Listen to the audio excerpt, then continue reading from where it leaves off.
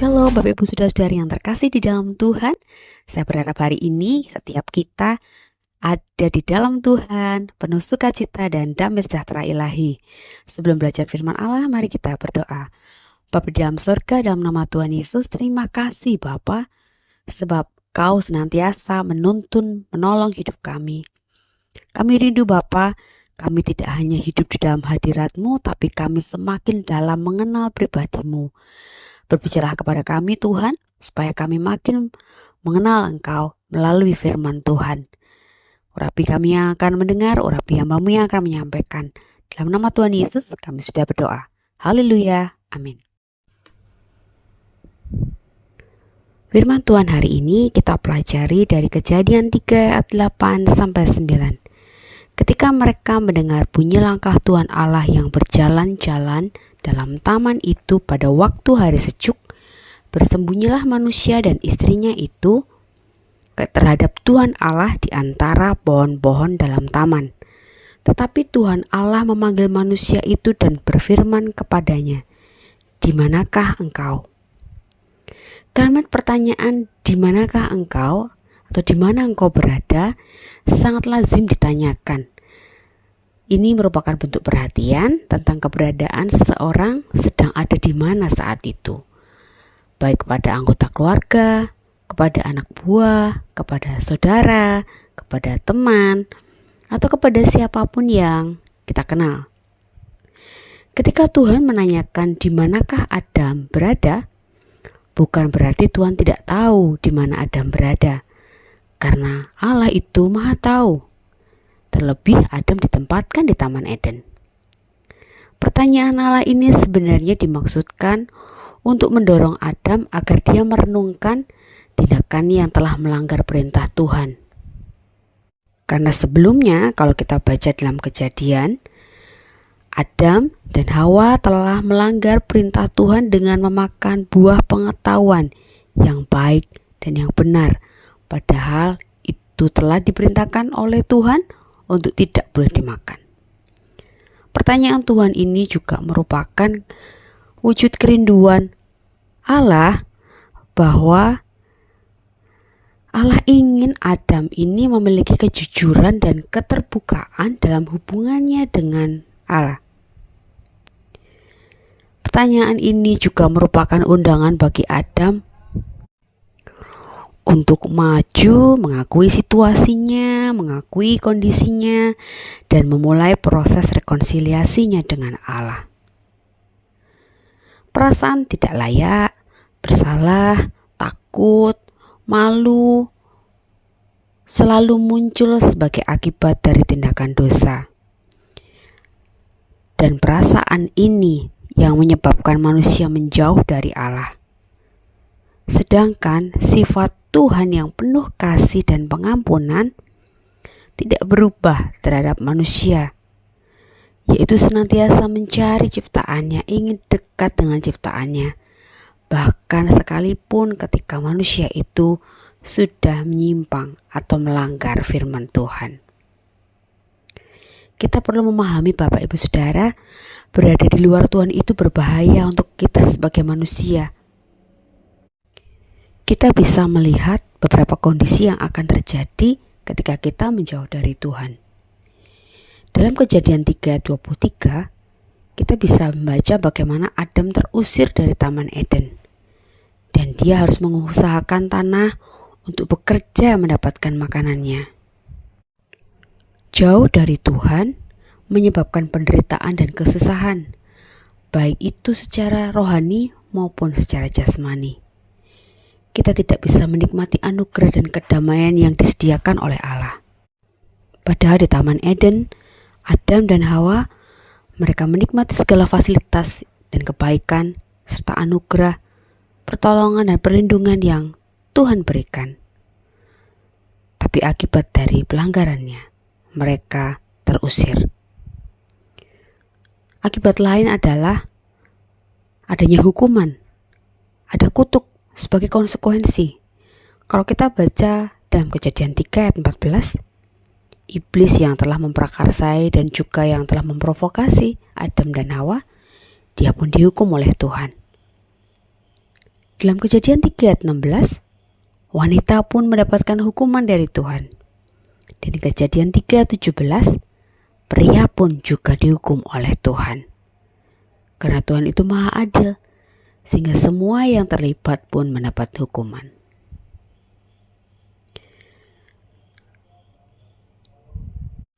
Pertanyaannya, apakah hal ini hanya terjadi kepada Adam dan Hawa? Jawabannya tidak, Bapak Ibu Saudara. Manusia jika zaman sekarang pun, jika kita tidak berada di dalam Tuhan, kita menjauh dari Tuhan, maka kita pun juga tidak akan ada lagi damai sejahtera. Kita tidak dapat menikmati anugerah Tuhan. Hidup dalam kesusahan, penderitaan, karena ada dalam hukuman dan belenggu kutuk. Sehingga secara duniawi mungkin saja kita terlihat baik atau manusia terlihat baik, tapi sebenarnya secara rohani telah mengalami kematian karena tidak lagi terkoneksi dengan Tuhan. Jadi pertanyaannya, di manakah Bapak Ibu Saudara sekarang? Apakah ada dalam pergumulan, dalam kepahitan, dalam kesusahan, dalam kelemahan, dalam kesulitan, sedang bersembunyi dan jauh dari Tuhan karena merasa tidak layak, merasa Tuhan tidak peduli, merasa Tuhan tidak mengasihi hanya karena doa-doa yang belum terjawab. Dimanapun Bapak Ibu Saudara sekarang berada, Bapak Ibu Saudara lah yang paling tahu. Karena seringkali orang mendekat dengan mulutnya kepada Tuhan, berseru Tuhan, Tuhan, tetapi hatinya menjauh daripada Tuhan. Dan siapakah yang tahu kedalaman hati setiap orang, selain hanya orang itu sendiri dan juga Tuhan. Bapak Ibu Saudara-saudari, jika saat ini mungkin ada di antara Bapak Ibu Saudara-saudari yang jauh daripada Tuhan, atau mungkin ada yang kita tahu, kita kenal jauh daripada Tuhan. Dalam 1 Yohanes 1 ayat 9 dikatakan, jika kita mengaku dosa kita, maka Ia adalah setia dan adil, sehingga Ia akan mengampuni segala dosa kita dan menyucikan kita dari segala kejahatan. Selama kita mau mengakui dosa kita, mengakui kesalahan kita, mengakui ketidakberdayaan kita, mengakui kelemahan kita, mengakui pelanggaran kita, tidak ada dosa yang terlampau besar untuk tidak dapat diampuni oleh Tuhan. Seringkali yang terjadi adalah kita yang sulit mengakuinya.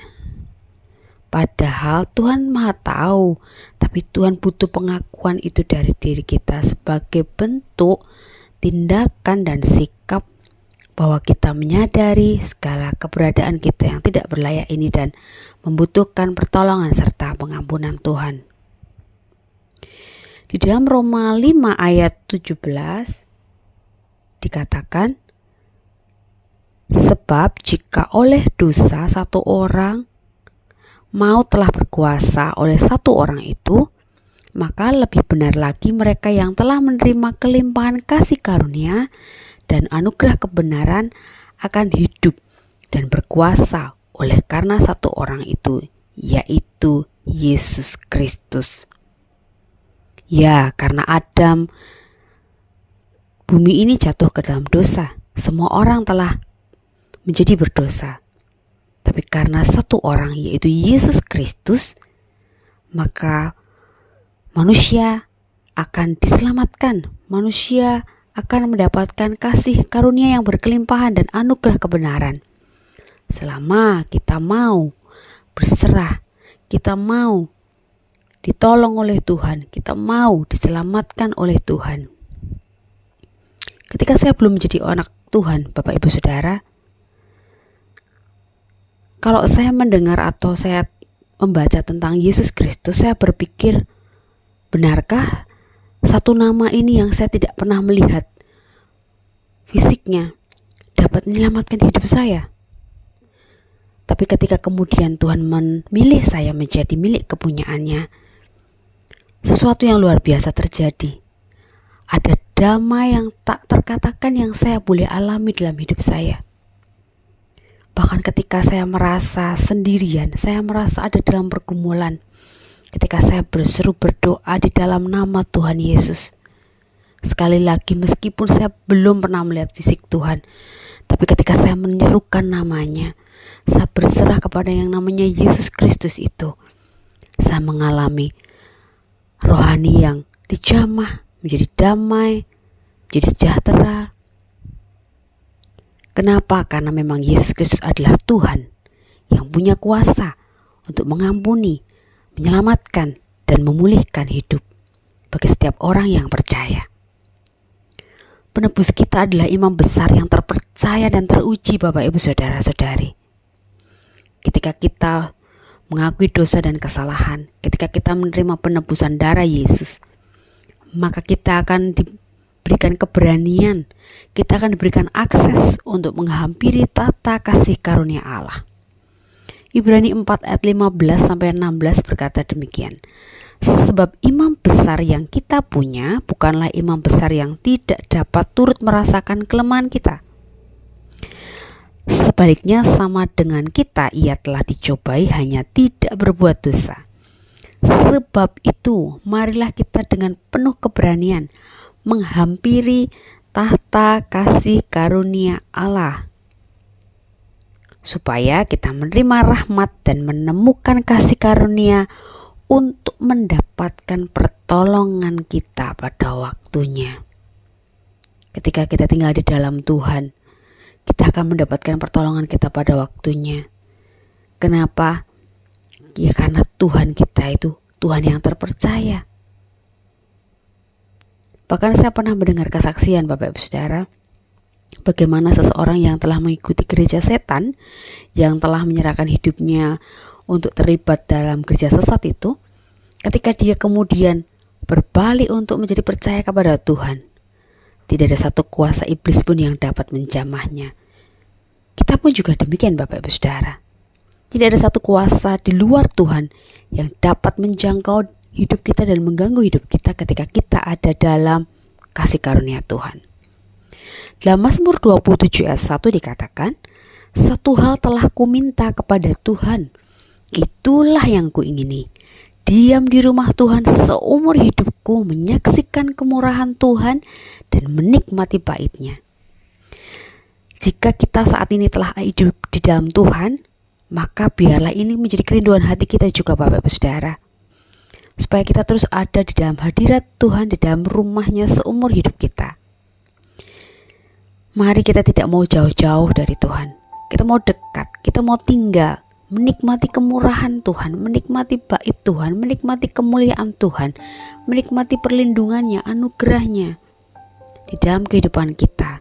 Dan yang terpenting di antara semuanya itu adalah kita mendapatkan jaminan hidup kekal di dalam Kristus Yesus. Jadi di mana Bapak Ibu Saudara? Kalau engkau belum ada dalam Tuhan, mari kembali kepada Tuhan.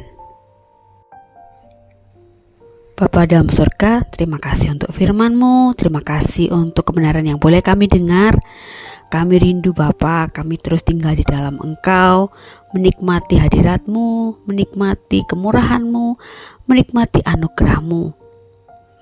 Tak ada satupun di dunia ini yang dapat menjauhkan kami dari kasih-Mu, kecuali kami sendiri yang menjauh daripada Tuhan. Mari Bapa, kalau ada di antara kami yang saat ini masih jauh dari Tuhan, kiranya Engkau memberikan kepada kami roh yang lemah lembut dan keberanian untuk menghampiri tahta kasih karunia Allah, untuk hidup di dalam hadirat-Mu. Karena di luar Tuhan kami tidak dapat melakukan apa-apa. Tolong setiap kami Bapa, anak-anak-Mu, agar sepanjang umur hidup kami senantiasa ada dalam hadirat dan kemuliaan Tuhan. Berkati bangsa dan negara ini Bapa yang telah meresmikan dan mengangkat presiden terbaru yang terpilih, kiranya pemimpin dan pemerintahan yang terbaru dipakai Tuhan untuk memberkati bangsa dan negara ini lebih luar biasa. Berkati Ibu Gembala dan seluruh staf pengembalaan agar boleh melayani Tuhan melalui pengembalaan di Pelita Kasih Family, agar semakin bertumbuh dan berkembang di dalam Tuhan.